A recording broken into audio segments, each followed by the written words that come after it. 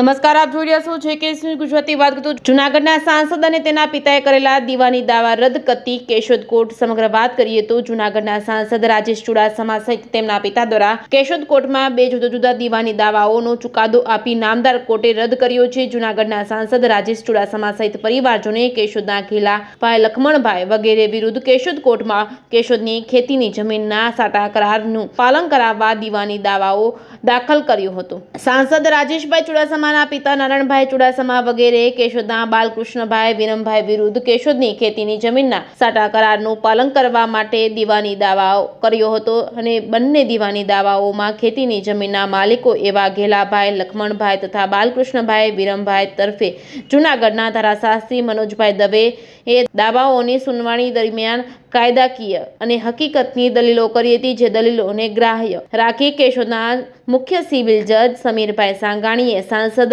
રાજેશભાઈ ચુડાસમા અને પરિવારજનોએ દાખલ કરેલા દીવાની દાવાઓ ખરાબ ઇરાદાથી અને કંઈક મેળવવાના આશયથી દાખલ કરવામાં આવ્યા હોવાનું તારણ કાઢી બંને દાવાઓ રદ કરી નામંજૂર કરતો હુકમ કર્યો હતો. JKS ન્યૂઝ ગુજરાતી સાથે રાજુ પંડ્યા, કેશોદ.